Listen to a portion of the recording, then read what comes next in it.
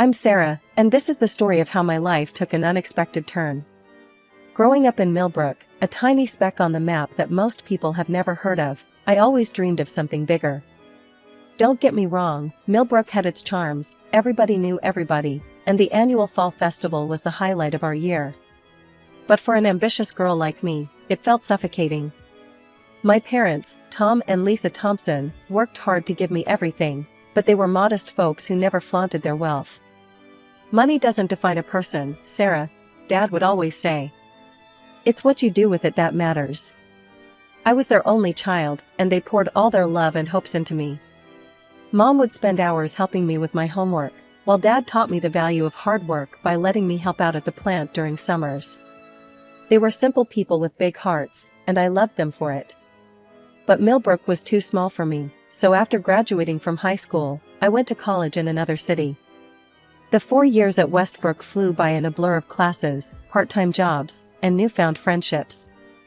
I threw myself into my studies, determined to make the most of this opportunity. Graduation day arrived before I knew it. As I stood in my cap and gown, diploma in hand, I caught sight of my parents in the crowd.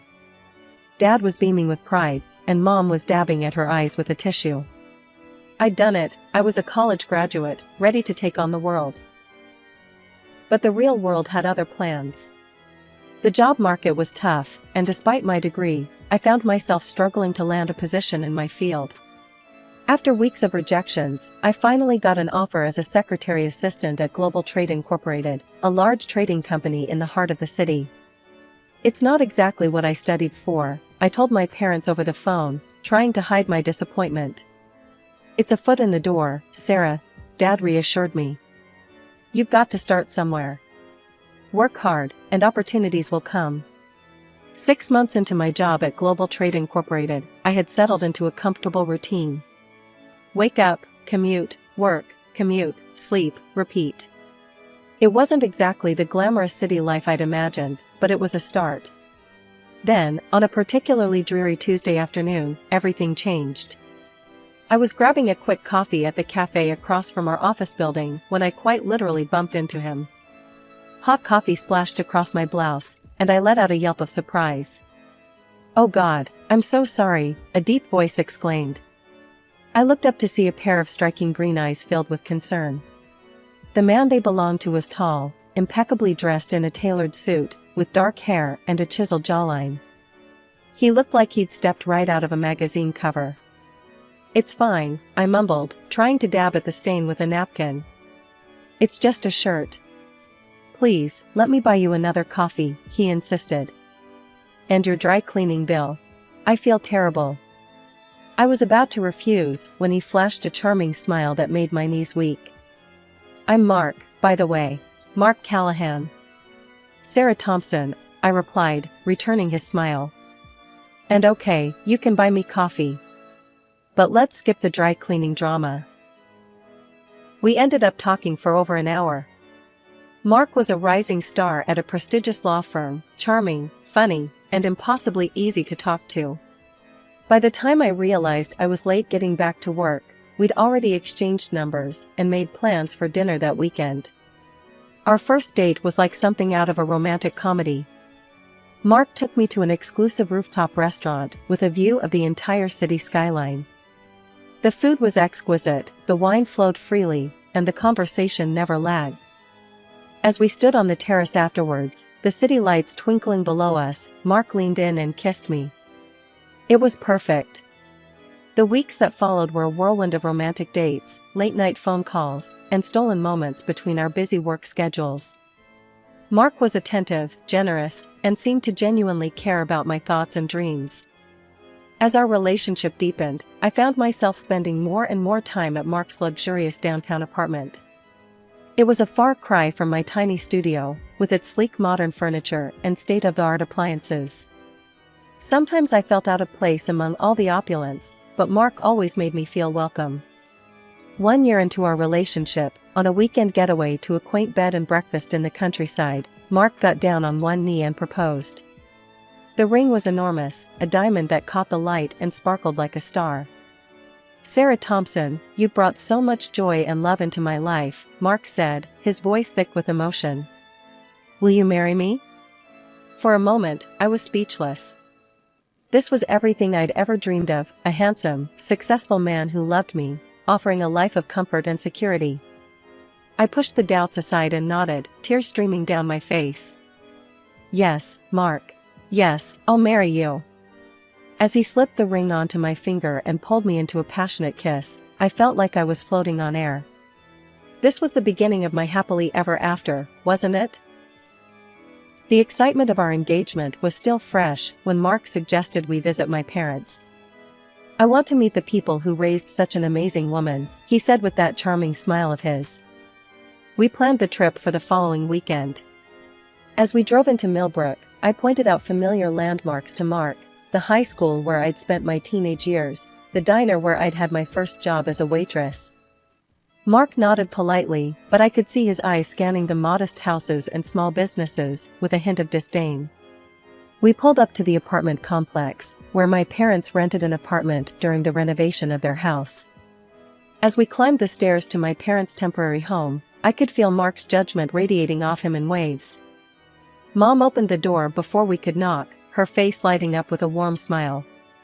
"Sarah, honey," she exclaimed, pulling me into a tight hug. She turned to Mark, her smile never faltering. "And you must be Mark. We've heard so much about you." Dad appeared behind her, extending his hand to Mark. "Welcome, son. Come on in." The apartment was small but cozy, filled with the familiar knickknacks and family photos that made it feel like home, despite its temporary nature.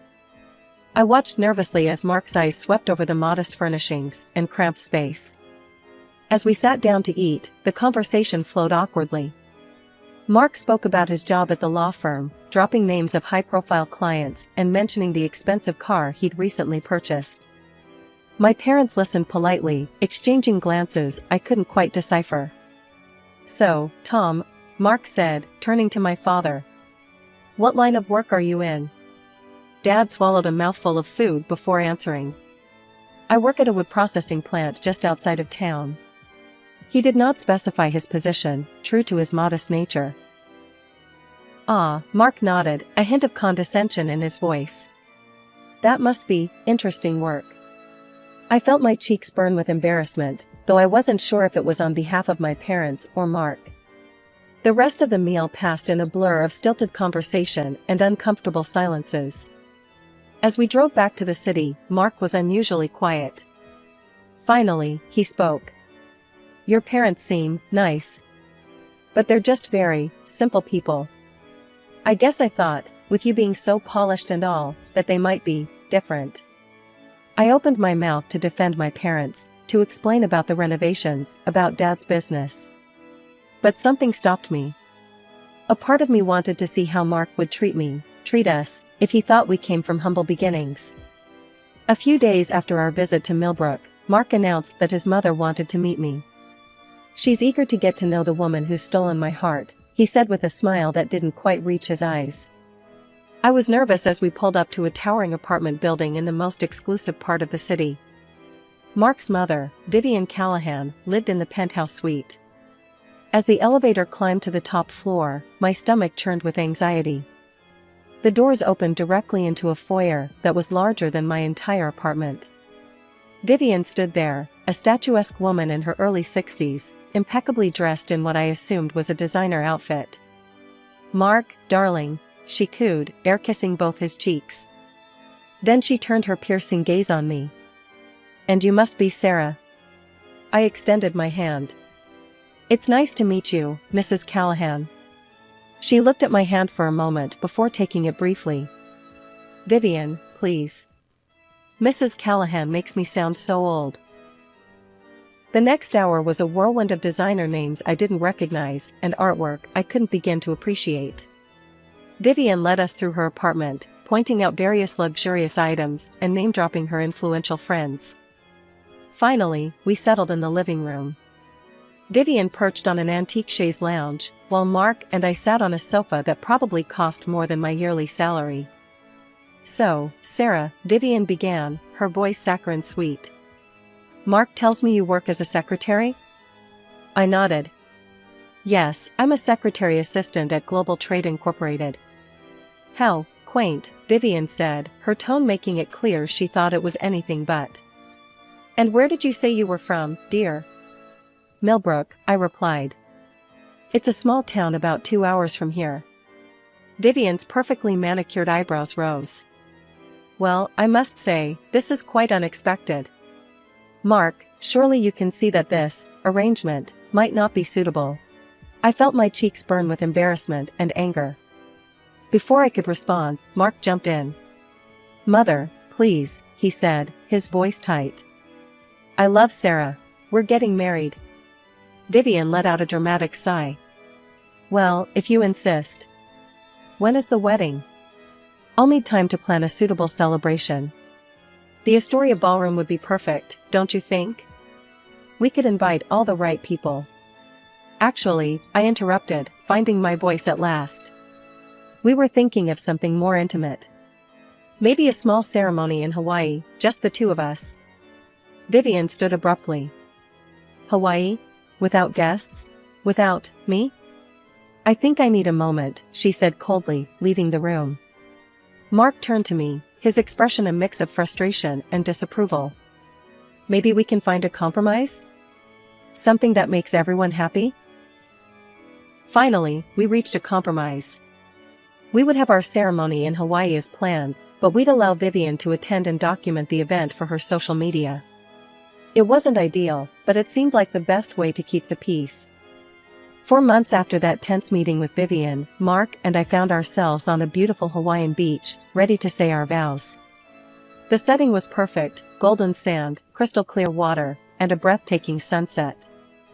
But the moment was somewhat marred by Vivian's constant presence, her phone always at the ready to capture every moment.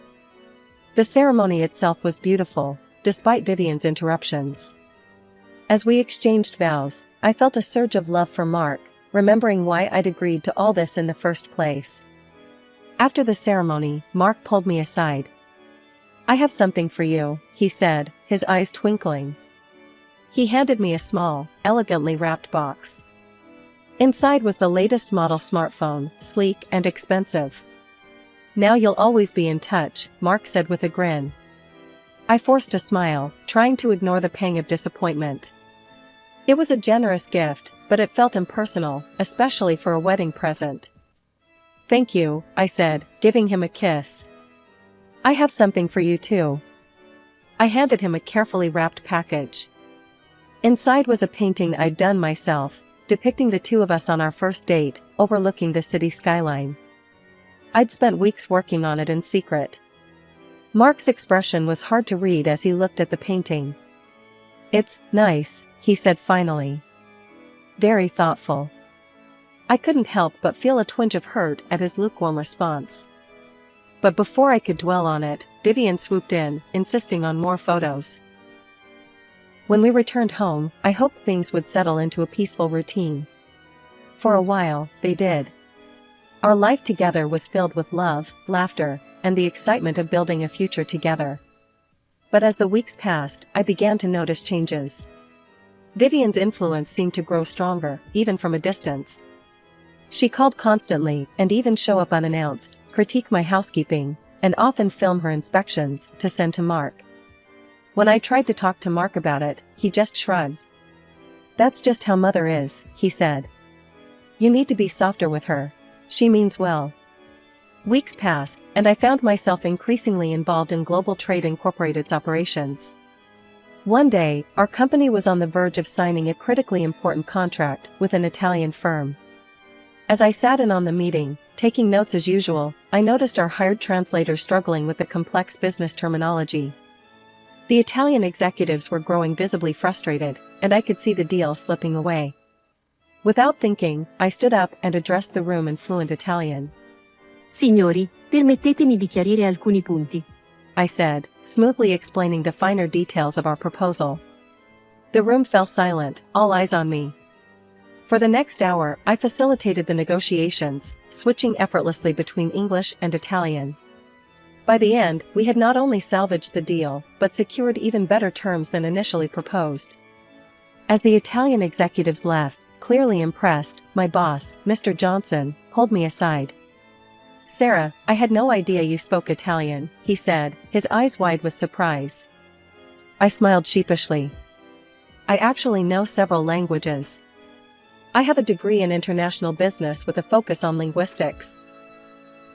Mr. Johnson's eyebrows shot up. Why on earth are you working as a secretary? I shrugged, not wanting to get into the complexities of my personal life.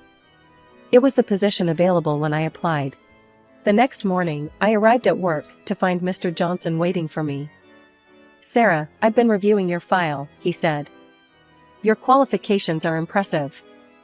I'd like to offer you a position as my assistant, with a 2-month probationary period. What do you say? I was stunned. Yes, of course. Thank you, Mr. Johnson. As I settled into my new role, I felt a surge of pride and excitement. Finally, I was using my skills and education to their full potential. That evening, I rushed home, eager to share my good news. Mark, you won't believe what happened today, I began, launching into the story of the Italian deal and my promotion. To my disappointment, Mark's reaction was lukewarm at best. That's nice, dear, he said, his attention barely leaving his phone. But are you sure you want to take on more responsibility at work? Before I could respond, Vivian's voice cut in. She had let herself in again, unannounced. A promotion? How suspicious. I wonder what you did to earn that. I felt my face flush with anger and embarrassment. I earned it through hard work and skill, Vivian. Nothing more. She huffed, clearly unconvinced. We'll see about that. A few days later, I was in the middle of a staff meeting when a commotion erupted in the office. To my horror, I saw Vivian striding through the cubicles, her sharp eyes darting around. 1, 2, 3, she counted loudly, pointing at my male colleagues. My goodness, Sarah, you're practically drowning in testosterone here. My coworkers stared in shocked silence as Vivian made her way to Mr. Johnson's office. She peered in, then turned to address the room. Well, at least the boss is old. Though that doesn't always stop some women, does it? I felt my carefully constructed professional image crumbling around me. That's enough, I snapped, my voice shaking with anger. You need to leave. Now. As security escorted Vivian out, I turned to face my colleagues, their expressions a mix of pity and curiosity. I had never felt so humiliated in my life. The opportunity to escape the suffocating atmosphere at home came unexpectedly when Mr. Johnson asked me to accompany him on a business trip to a neighboring city. We were negotiating a merger with another company, and he wanted me there to assist with the details. The negotiations were intense but exhilarating. After a particularly productive day, our team decided to celebrate with a business dinner at a local restaurant.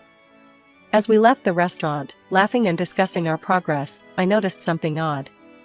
A car seemed to be following us, keeping its distance, but always in sight. A chill ran down my spine. Is everything okay, Sarah? One of my colleagues asked, noticing my discomfort. I hesitated, not wanting to seem paranoid. I'm not sure. Would you mind walking me back to the hotel? As we approached the hotel entrance, the car that had been following us suddenly pulled up.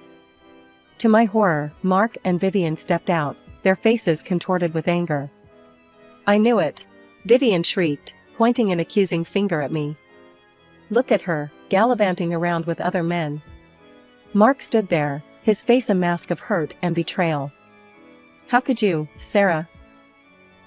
I tried to calm them down, acutely aware of the scene we were causing. Please, let's discuss this privately. You're embarrassing yourselves. Vivian's eyes flashed dangerously. Embarrassing ourselves? You're the embarrassment. Just wait until I tell your parents about your behavior. They'll see what kind of daughter they've raised. The next day, as I tried to focus on our final negotiations, my phone buzzed with a call from my mother. Her voice was a mix of amusement and exasperation as she recounted what had happened.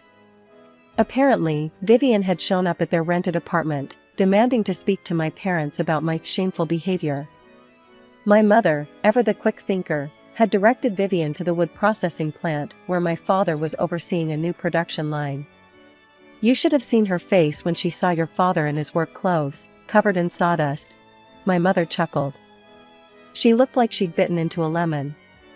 My father, playing his part perfectly, had apologized for not being able to shake her hand, showing her his dirty, calloused palms. Vivian had recoiled in disgust. She muttered something about wasting her time in this backwater and stormed off. My mother finished. I think she believes your father is just a common worker at the plant. I thanked my mother for the call and hung up, fuming at Vivian. I returned home from the business trip, emotionally drained and dreading the confrontation that awaited me. As I walked through the door, I found Vivian and Mark waiting for me, their faces a mix of disdain and false pity. Vivian approached me, her voice dripping with condescension. Sarah, dear, I've had a revelation. I now understand that we can't expect good breeding from you, not when your father is just a common worker with such dirty hands. She paused, taking a theatrical breath and arranging her face into an expression of humble concern. My heart just aches for Mark. He deserves so much better. To my shock and disappointment, Mark stepped forward and embraced his mother. It's okay, Mother. I'm sorry about Sarah's parents. They're just at a different level of development than us. Something snapped inside me. I'd endured months of criticism, manipulation, and disrespect, but this was the final straw.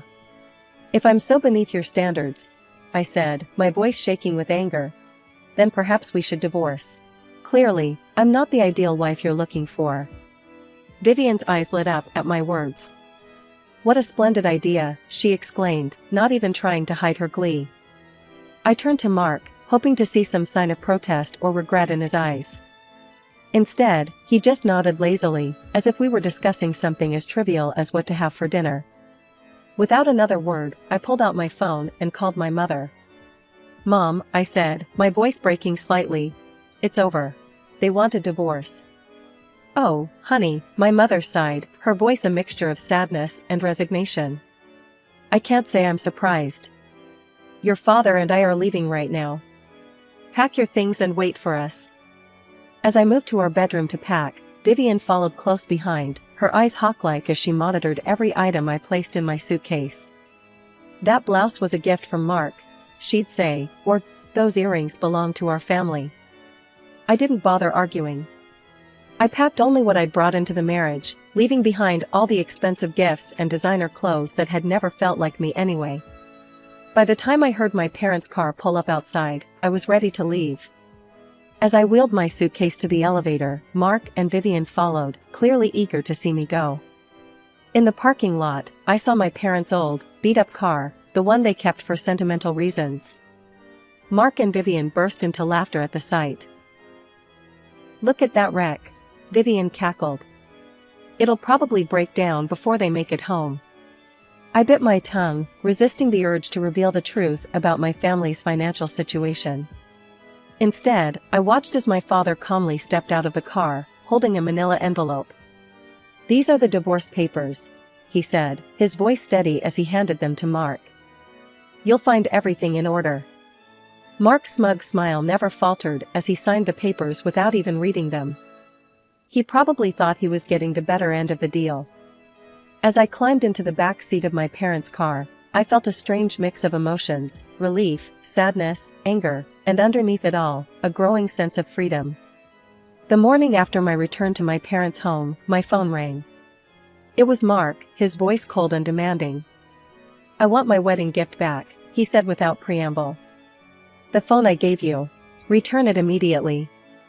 I was stunned by his pettiness, but quickly composed myself. Sure, Mark.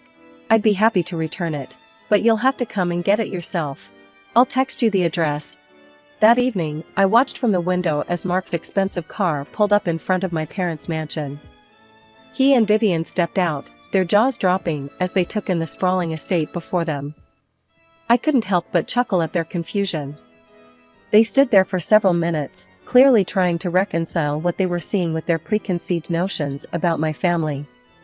Finally, my parents and I emerged from the house, purposely ignoring our unexpected guests. Dad casually pressed a button on his key fob, and the massive garage doors slid open, revealing 3 luxury vehicles.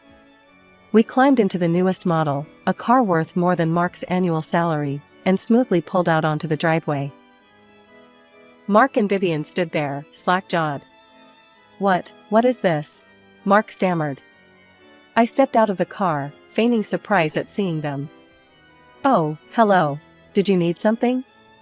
This house. These cars. How? Vivian sputtered. I smiled sweetly. Oh, didn't you know? My father owns the wood processing plant. He's also a major commercial real estate developer in the area. Vivian shook her head vehemently. No, that's impossible. I saw your father in dirty work clothes, with filthy hands. Ah, yes, I nodded. You caught him on the day he was personally overseeing the launch of a new production line. It's a tradition of his, to be hands-on with every new project. The realization of their massive misjudgment dawned on Mark's face. In a flash, he turned to his mother, roughly shoving her aside. You stupid, meddling witch, he shouted. This is all your fault. Look what you made me lose. He then rushed towards me, falling to his knees. Sarah, baby, I'm so sorry. I didn't know. Please, give me another chance. We can start over. I felt a wave of disgust wash over me. Without a word, I turned and got back into the car. Dad pressed the remote, closing the garage doors. As we started to drive away, Mark and Vivian began shouting apologies and pleas for forgiveness. Dad, could you stop for a moment? I asked. As the car slowed, I rolled down the window and held out the phone Mark had given me. I believe you wanted this back, I said coolly. Mark took the phone, his hand trembling. As we drove off, I caught one last glimpse in the side mirror. Mark and Vivian were in a heated argument, their voices carrying faintly on the wind. I leaned back in my seat, feeling a mixture of relief and vindication. The truth was finally out, and with it, the last ties to my old life were severed.